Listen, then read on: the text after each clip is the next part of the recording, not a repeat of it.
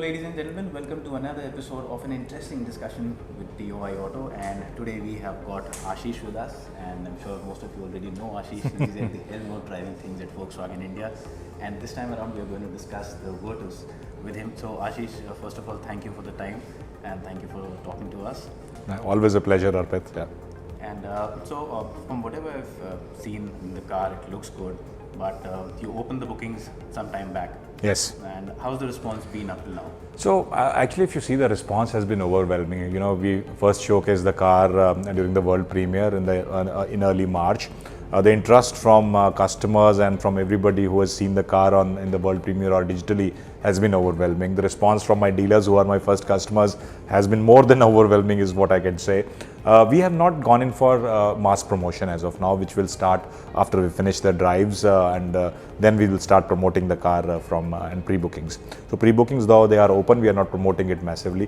Considering that, the response the pre-bookings have been very, very encouraging. We are close to around 1,500 pre-bookings already, and I'm sure that by the time we launch the car on the 8th of June, we will have many, many more. And since you said 1,500 bookings, you already have.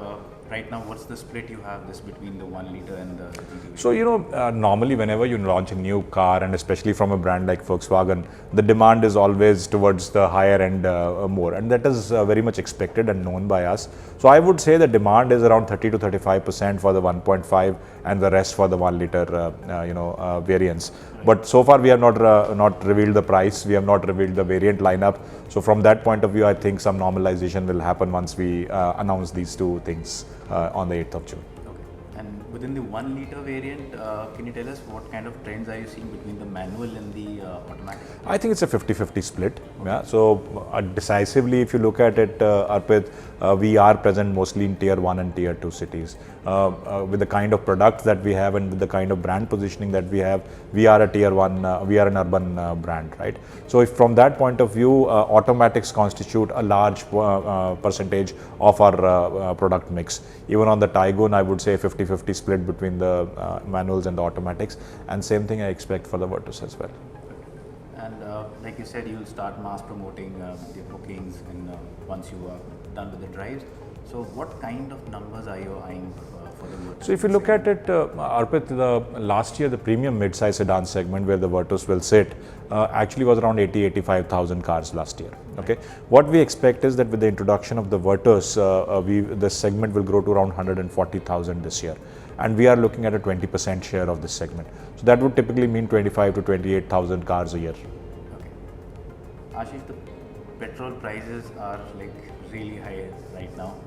What do you think of that? I mean, how hard do you think that might hit the prospects of this car? See, if you look at it right now, the demand is far outstripping supply. There are a lot of factors which are contributing to it.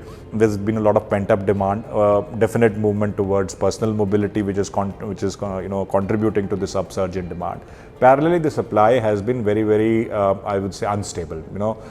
You have some variants missing in your lineups, especially in the premium part of a lineup.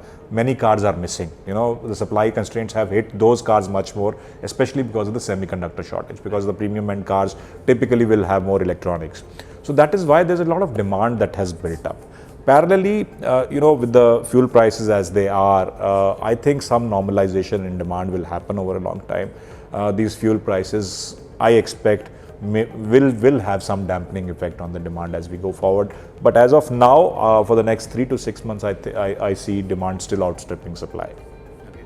And by when do you see this chip shortage kind of settling in? And once that happens, then what is the impact you see? See, we all expected the chip shortage to normalize in quarter 3 and quarter 4. That was the outlook. I remember having a discussion with you as well when we met during the world premiere, and we were all expecting that the situation is now normalizing and things should get better.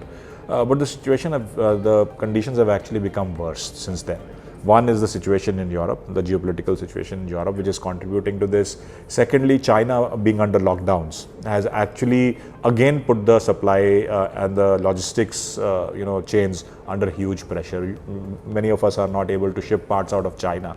So these two situations have again brought in a lot of instability into the semiconductor supplies. So I think situation will continue throughout this year.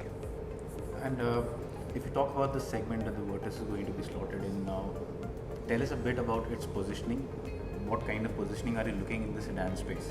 Because then I'll follow that up with one observation. Okay, all right.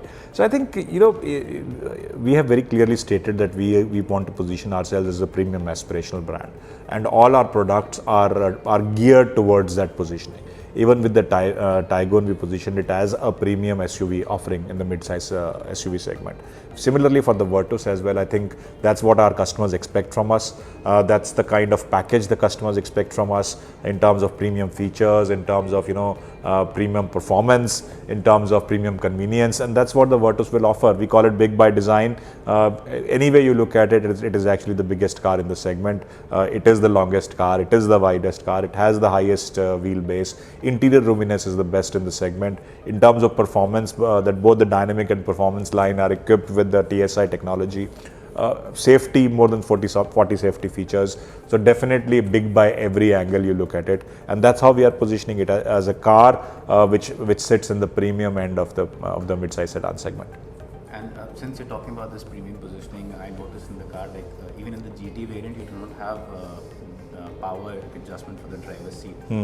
Is that indicative of somewhere you're going in for very competitive pricing despite the premium position? Definitely, whenever you bring a product, you cannot outprice yourself in the market. You have to look at what is available in the market from various competitors, what the expectations of the customers are, and how can you price it in a way that you do not, as I said, outprice yourself in the segment. So definitely it offers better features, it offers better performance than competition, but at a price premium which is still digestible. Are you also looking for a subscription model? We already have a subscription model, Arpit, with our Tiguan, and earlier with our Polo and Vento as well. We have a tie-up with the Oryx, for providing the subscription services. So that will be extended to the sedan as well, to the Virtus as well. And a lot of our viewers are interested in the GT variant and have a lot of queries about the GT variant. Yeah. So beyond the powertrain, has any other change been made to the GT? Of course, the powertrain in the aesthetics. So that's something for you to find out. Yeah, I would leave that as something which the customers should try and tell us as well, and understand and notice the differences that have been brought in.